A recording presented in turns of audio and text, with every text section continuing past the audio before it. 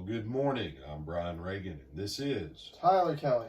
And we are coming to you from the Lake Butler Church of Christ in Lake Butler, Florida. It is a nice and warm morning here in Florida with a little bit of overcast, and we are glad to have it. And as we come to our reading today, we are in the Gospel of John, chapter 17, verses 9 and then 14 through 19. And Tyler, if you don't mind reading those. No problem. I pray for them. I do not pray for the world, but for those whom you have given me, for they are yours. I have given them your word, and the world has hated them because they are not of the world, just as I am not of the world. I do not pray that you should take them out of the world, but that you should keep them from the evil one. You are not of the world, just as I am not of the world. Sanctify them by your truth. Your word is truth. As you sent me into the world, I have also sent them into the world. And for their sakes I sanctify myself, that they also may be sanctified by the truth.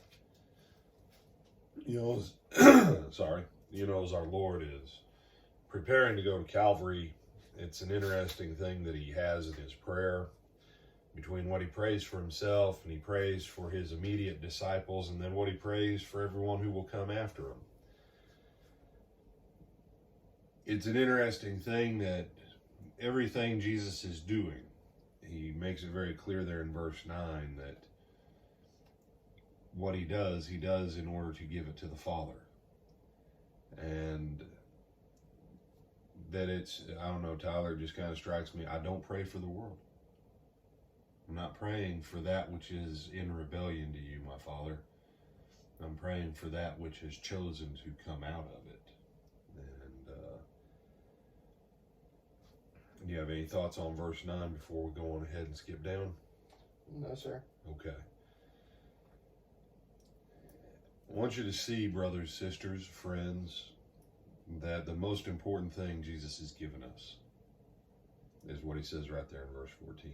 I have given them your word. Mm-hmm. You know, people today, they have this idea, and I've heard it so many years in the church. Well, brother, the world is... Why do you keep quoting the world at me? Why would you ever quote the world in the church? Well, if we did this to make the world happy. Jesus says we're not of the world. Jesus says I'm not praying for the world. Jesus doesn't say I've given them the world. He says I've given them your word, Father. And what's the importance of it? Go on ahead and read verse 17 again for us, Tyler. Sanctify them by your truth. Your word is truth. The only way you're going to be holy is through the word. Not my word, not Tyler's word, not the president's word, not some marketing firm's word, not some church out there that does whatever makes them happy and says, oh, Jesus is just going to bless it all. Really? No, it's his word. It's his word. That's the only path to holiness. Without his word, we wouldn't even know what to do to be holy. And his word's the only thing that's going to make us holy. Do you have any thoughts? I was going to, because you just said about 9 specifically, but in agreement on 14, he's given them this word, because Jesus is talking, and Jesus has given them the word for the past 3.5 years. And yeah, some people have listened, and then a whole lot of other people have completely ignored it, or they've heard it, and because it ticks them off, because it says that they're wrong, I mean, they're about to go out and kill them for it.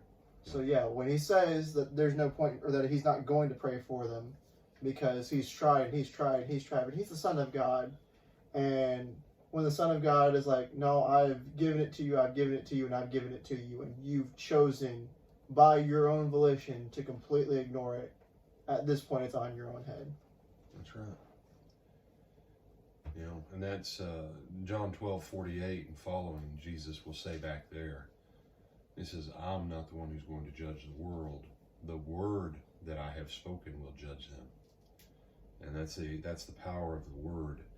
And then verse 19, and for their sakes I sanctify myself, that they may also be sanctified by the truth. Jesus is making himself holy and set apart, going to the cross. His word makes holy and sets apart. And it's because of Jesus and because of the word that he has left us that we can be holy. And anything else doesn't take us to the place of being set apart and holy. It takes us to the place of being just like the world. Yesterday was Easter, or Resurrection Day. I don't care what you want to call it. As Christians, every Lord's Day is the remembrance of his resurrection.